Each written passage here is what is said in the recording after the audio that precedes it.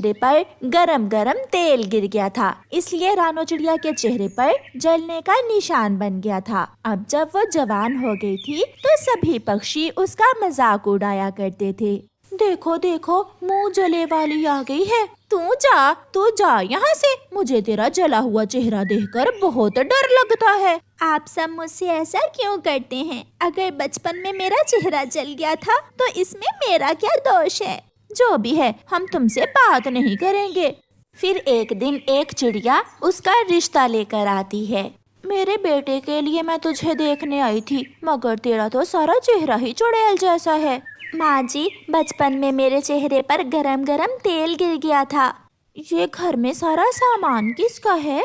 ये मेरे दहेज का सामान है। मेरे माता पिता ने मरने से पहले ही मेरी शादी का दहेज बना लिया था। इतना दहेज देकर उस चिड़िया के मुंह में पानी आ जाता है और वो अपने बेटे की शादी उस चिड़िया से कर देती है।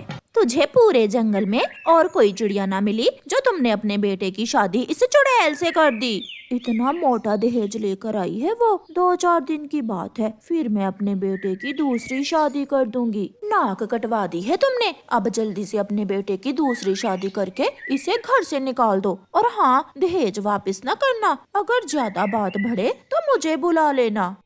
फिर ऐसे ही कुछ दिन गुजर जाते हैं। मुझे पता है आप मेरे जले हुए चेहरे की वजह से मुझसे प्यार नहीं करते हैं।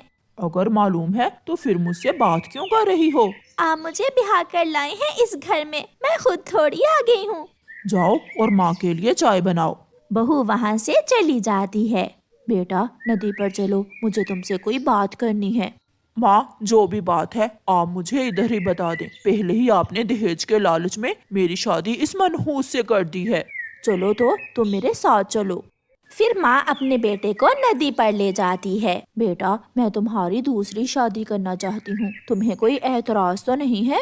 ये सुनकर उसका बेटा खुश हो जाता है। हाँ माँ, हाँ, आप जल्दी से मेरी दूसरी शादी कर दें। मुझे वो चुड़ैल बिल्कुल भी पसंद नहीं है। मैं उसे दहेज का सामान वापस नहीं करूँगी। अगर तुमसे कोई बात करे तो तुम गोल मोल कर देना। फिर लालची चिड़िया अपने बेटे की दूसरी शादी कर देती है। नई बहू बहुत सुंदर होने के साथ साथ बहुत होशियार भी थी। माँ जी, आप मुझे बताए बिना ही नई बहू ले आई? तुझे बताने ही तो मैं आई हूँ तेरे पास। चल, अब तू इस घर से निकल जा। तेरे लिए अब इस घर में कोई जगह नहीं है। कृपया करें माँ जी, मैं इस घर में ब्याह कर आई थी। अब इस घर से मेरी मिट्टी ही निकलेगी। जितने दिन तुमने इस घर से दाना खाया, उसके बदले मैं तुझे दहेज का सामान वापस नहीं करूँगी। माँ जी, आप सब रख लें, मुझे कुछ भी ना दें, मगर मुझे इस घर के एक कोने में थोड़ी सी जगह दे दें। मैं आपके घर के काम कर लिया करूँगी, मुझे काम वाली समझकर ही रख लें।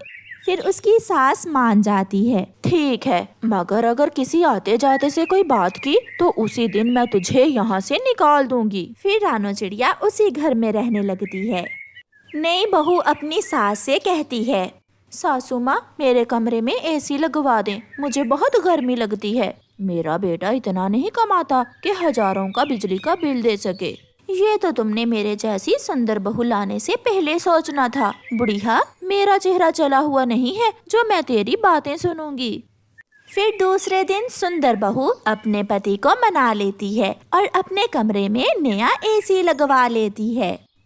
फिर एक दिन सुंदर बहू नदी पर जाती है तो वहाँ गोरी कौवी आ जाती है, जो हर समय दूसरों के घरों में फसाद करवाती रहती थी।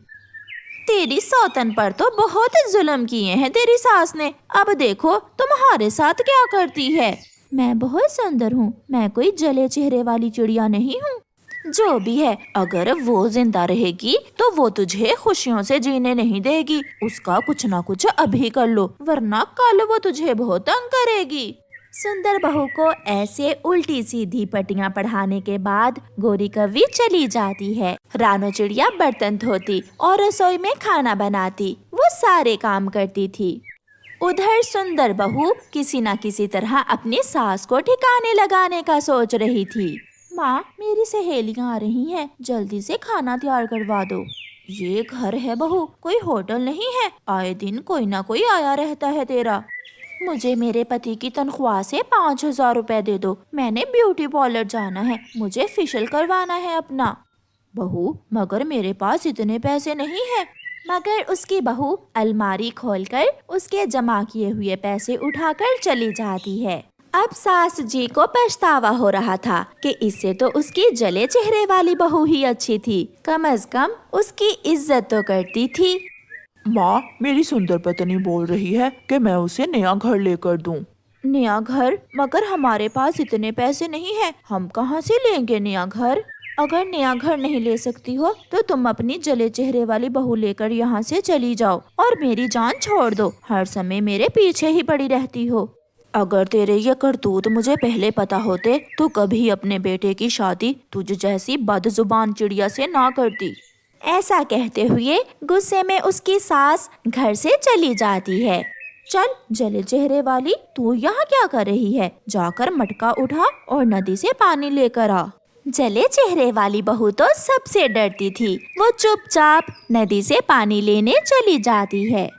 सुंदर बहू अपनी सास के पीछे पीछे जाती है। आज मैं इस बुढ़िया से जान ही छुड़वाती हूँ। उस गोरी कवि ने सच ही कहा था, ये बुढ़िया दिन ब दिन बिगड़ती ही जा रही है।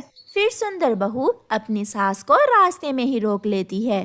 सासू माँ, जल्दी चलो, पति जी कुएं में गिर गए हैं। क्या? मेरा बेटा कुएं में कैसे गिर गया? आप जल्दी से मेरे साथ चलें। फिर सुंदर बहू अपनी सास को कुएं में फेंकने के लिए झूठ बोलकर साथ ले जाती है। अब तुझे मुझसे कौन बचाएगा बुढ़िया? कुएं में गिरेगी तू। बहू, मुझे छोड़ दो, मुझे छोड़ दो, मैं घर से निकल जाऊंगी, मुझे छोड़ दो। पीछे से उसकी जले चेहरे वाली बहू आ जाती है। रुको, तुम ऐसा नहीं कर सकती। माँ जी जैसी भी हैं, ये हमारे पति की माँ है और हमारी सास है। अपनी सौतन को देखकर सुंदर बहू वहाँ से भाग जाती है और सास अपनी पहली बहू के साथ घर आ जाती है और अपने बेटे को सारी बात बताती है। फिर सास की अकल ठिकाने आ जाती है और वो सुंदर बहू को धक्के दे देकर घर से निकाल देती है और अपनी जले चेहरे वाली अच्छी बहू के साथ खुशी से जीवन गुजारती है। प्यारे दोस्तों, इस कहानी को लाइक, अपने दोस्तों के साथ शेयर और चैनल को सब्सक्राइब करना बिल्कुल